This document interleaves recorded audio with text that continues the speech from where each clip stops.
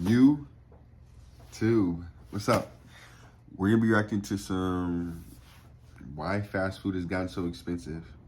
Me personally, I'm taking a year break from fast food, so no McDonald's, no Popeyes, no KFC. I didn't eat KFC in general. No Jack in the Box, no Taco Bell, no none of that. No Chick-fil-A. No Chick-fil-A. So let's see why it's gotten so expensive. Big and tasty. For just $1, you did your thing, dog. Remember the Grimace menu? Well, you may be hard-pressed to find any fast food item that actually costs $1 anymore. $17. You know what's crazy? When I was younger and I would get home from middle school, I'd always ask my grandma, like, can you take us to McDonald's? And I'd always get a cheeseburger off the dollar menu and fries.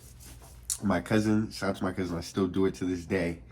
Put me on, gotta get the McChicken, and you gotta put honey on the McChicken. It's different. It's something different. You have to try it. You have to try it. It's For 3 filet of fishes at McDonald's? Are you kidding me? I don't have the money to buy fast food anymore. Would you just miss the days when fast food was actually cheap? When looking at fast food menus nationally, here are the average prices for fries from McDonald's, dang, a $3, Happy Meal, and a $5, burger combo from Burger King. $9. But I paid even more than that. Here are the prices at fast food locations by the NBC. $12 for a combo at Burger King, $6 for a little Happy Meal, and basically $5. That's probably might be a large fry. This is in Midtown Manhattan. It's crazy. Broadly speaking, sales are performing much stronger than foot traffic, and that's due in part to higher prices. The Consumer Price Index measures inflation, or the average increase in prices over time. Fast food falls into the limited service meals category. Think anything that's typically ordered at a counter and taken to go. From 2019 to 2023, prices in this category are up nearly 28%. That's more than full service meals. Think sit-down restaurants with servers, which increased nearly 24%. And it's also more than overall inflation, which increased 19%. So why are fast food prices so high, and where will they go from here? Can I please get a Titan turkey? Can I get a foot long? Yeah, I don't know about them $5 footlongs from Subway. I don't know nothing about them $5 footlongs. Between 2022 and 2023, the cost of food, beverage, and packaging rose around 11% for both McDonald's and Chipotle. Still, as of late, F Chipotle. We don't mess with Chipotle around here. Especially the one, if you guys live in California or the Bay Area, and it's a Chipotle right next to, it's Chipotle, a CVS, and then I think there's a Whole Foods around the corner. It's in Berkeley, Albany. I think Albany. If you work there, I don't like you. There's only one person I like that works there. The rest of you guys, I just do not like you guys. I'll drop a story time on why I don't eat Chipotle no more. Because they had me messed up. labor is the main culprit. Is about 1/3 of the cost of the menu item. So even as those costs moderate, in many cases, and particularly given the laws that we're seeing in California and some of the other, minimum wage laws and just increases that are happening, is that wage pressure remains elevated. The fast food labor market became increasingly competitive for employers during the pandemic as companies struggled to fill their restaurants. In 2022, the number of employees in the limited service restaurant category were still below 2019 levels. During that same time, the number of limited service establishments grew by... You know what's crazy? I really don't remember what I ate during 2020. In 2020, I don't remember what I was eating. I don't even remember if it was a home cooked meal or if I was getting fast food. I don't remember. 4%. As things normalize after COVID, you still see a higher amount of job openings and less people coming in to fill those jobs. Compared to 2019. Yeah, to me, ever since COVID, a lot of people don't want to work no more. Even people around my age, when I sit there and talk to them, they'll say, I wish they didn't have to work. They just wish that they had money, they didn't have to work. Me personally, I still feel the same sometimes, but when I'm not working, I feel like I'm just not doing, what am I doing with my life? It's just boring. I'm just doing the same thing every single day. It's boring. Percentage of sales that goes towards paying for labor has grown for many limited service restaurants like Wendy's and Shake Shack, where it has actually decreased for restaurants like the Cheesecake Factory and Darden Restaurants, which owns Shout out Cheesecake Factory. If she doesn't like it when you take her to Cheesecake Factory, she's not the one for you.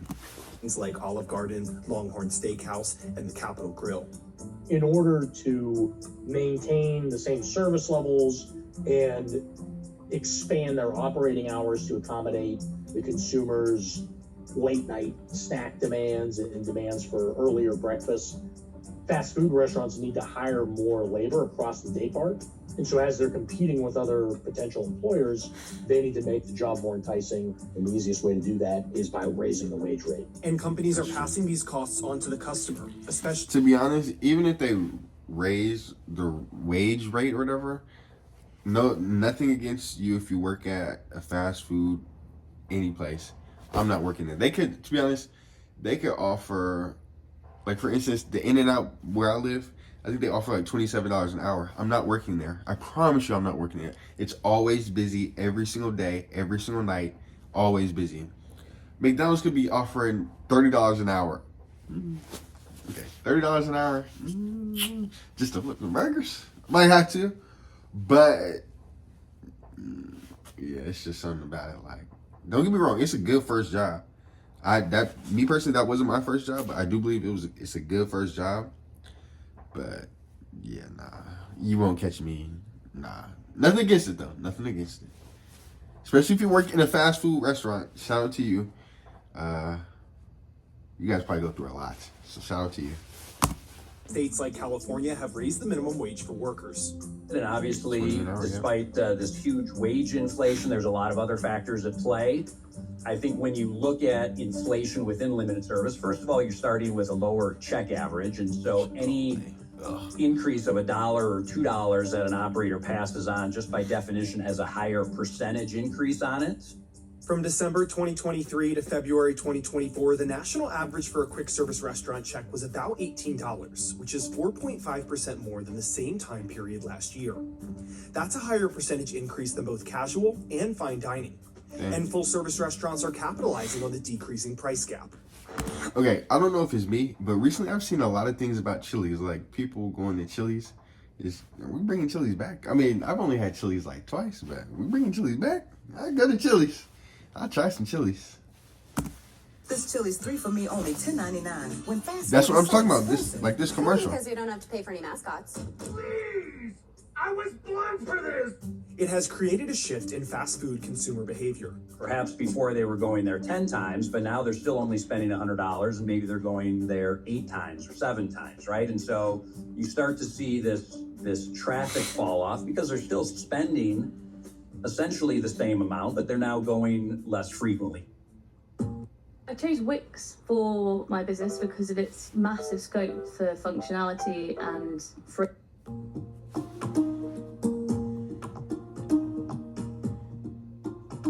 Although prices for fast food have soared, sales have remained strong. McDonald's, Wendy's, and Yum Brands, which owns KFC, Pizza Hut, and Taco Bell, have all seen revenues surge past pre-pandemic levels. A lot of the sales are still going up. A lot of that's driven by price as opposed to frequency or visits. A lot of investors are now focused on who is best positioned to drive growth based on volume, because you can obviously only push your price higher for so long.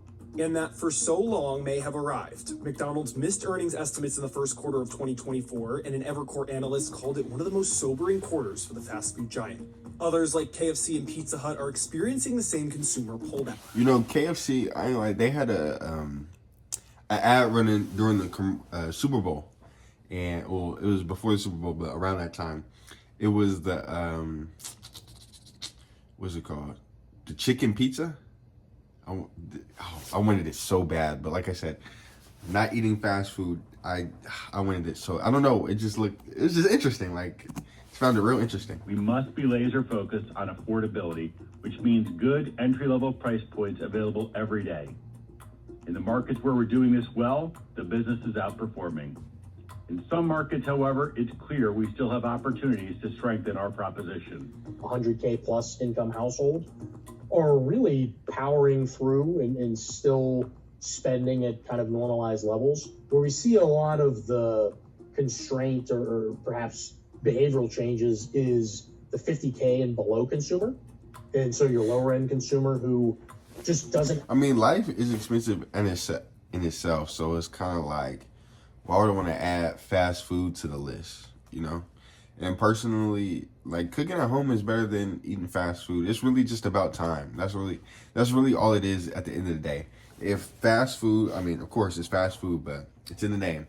But if fast food took just as long as it took for you to cook at home, you wouldn't want to go there all the time. So, like Popeyes be taking forever to get you your food.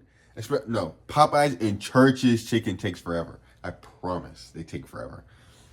But yeah, me personally, just whatever you cook at home is always gonna be better than at a fast food restaurant. So, enough spending power to keep doing everything that they were doing when the economy had a lot of additional COVID stimulus available. Remember the $5 footlong at Subway? Well, that's a thing of the past. This turkey sub cost me over $11. Dang. The bad news about inflation. And mind you, prices are. Subway is not good for like that. Like, I take Ike's over Subway. I take Jersey Mike's over Subway. Subway, Firehouse Subs over Subway. Subway isn't all that. But me personally, I mean, I just be getting the chicken bacon ranch on the either flatbread or the garlic urban cheese bread. So, Go down. The good news is the increases are slowing. Prices in general across the economy very rarely ever come down once they've been reset higher. One of the reasons for that is wages, once they're reset higher, very rarely get pushed back down and reset. It don't even look like a real About the Popeyes. decrease in value offered. If you guys know what Popeyes looks like, that don't even look like no real Popeyes. Looks like a stage. Chains are relying on apps and loyalty programs. In its 2023 fourth quarter earnings call, Wendy's says that it plans to invest approximately $15 million, primarily in 2024, to further enhance its mobile app experience. McDonald's announced its goal to expand its loyalty program from $150 million. No, I ain't gonna lie, I do have the McDonald's app on my phone. I'm not gonna lie, I have it on my phone, but I only have it on my phone due to the fact that, like I said, I used to eat McDonald's, and McDonald's was right by my job when I used to work closer to it. Now, one thing that I do have, and that is never leaving my phone, is the Wingstop app. Oh, it's so clutch. I wish that they offered like real coupons like how McDonald's and Wendy's and how those apps do, because it's such a lifesaver. And every time I get there, it's always like my food is always ready. That timer is like top notch. 250 million 90-day active users by 2027.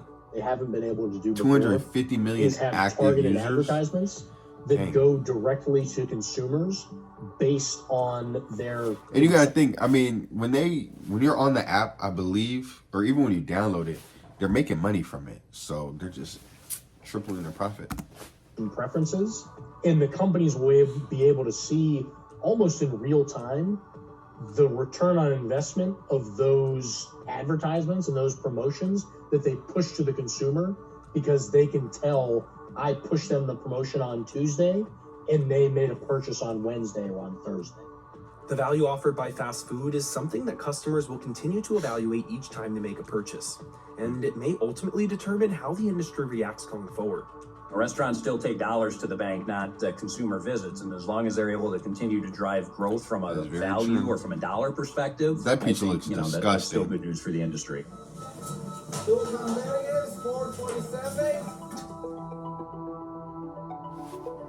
Alright, y'all, that'll cap it off for this video. Comment down below if you guys still eat fast food. How do you feel about this? Do you think fast food has gotten expensive, or is it, I don't even care, I just need to put food on this table type thing? So, like I said, comment down below. I'll be replying to all the comments. Don't forget to like, comment, and subscribe, and I will see you guys in the next video. Peace.